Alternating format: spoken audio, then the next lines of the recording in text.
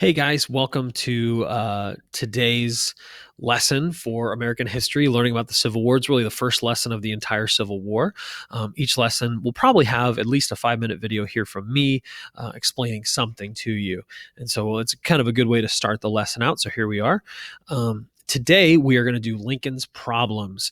And so for your assignment, you're going to read part of the Blue Book, which I've made copies of online, and so you'll read the chapter 11 called Lincoln's Problems, and then you'll answer questions on the IRG. We've done this in class before, actually. When you're done with that'll be a formative grade.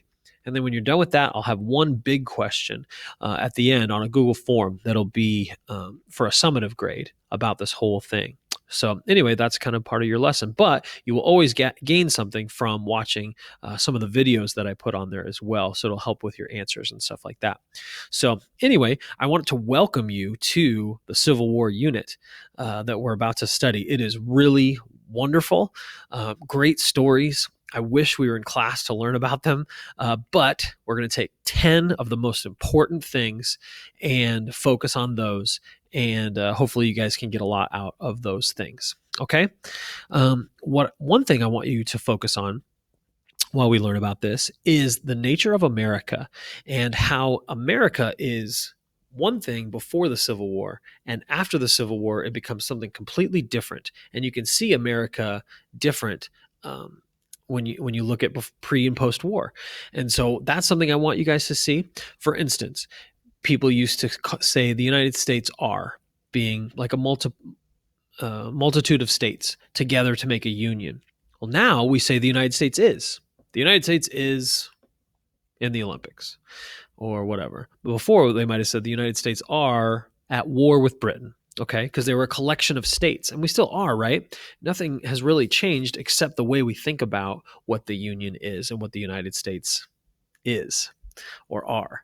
And so anyway, I want you to think about how that changed over time, the nature of the war, why the war was being fought, the soldiers who fought in the war, what were they fighting for, what was the South fighting for, what was the North fighting for. I want you guys to think about those things as well. Could this even be called a civil war? That's something to be thought about as well as we go forward. Today, you're doing Lincoln's problems, okay? And so Lincoln has all kinds of really interesting problems going into the actual fighting of the war. And so a big part of that is geography. So here we are, looking at right here, the border states, okay? So 11 states have seceded eventually here, and then there's these other few states that are on the fence or on the border about seceding. And some people there want to, some people don't. Lincoln desperately wants to keep them together, and so I want you guys to figure out the nature of these states: Missouri, Kentucky, what eventually becomes West Virginia, Take Me Home Country Roads, Maryland, and Delaware. And so, anyway. Are these states free states? Are they slave states? Are they Union states? Are they Confederate states? What resources do they have? I want you guys to focus on those, okay? Another big problem that Lincoln has, is this guy. His name is Robert Edward Lee, and he is America's best soldier. He had fought in the Mexican-American War, and he had put down John Brown's rebellion at Harper's Ferry. So he's America's number one soldier, okay? Problem is that he is from Virginia. And I'm going to take a look at, if you went to the D.C. trip with me, you saw his house, and his house is right here.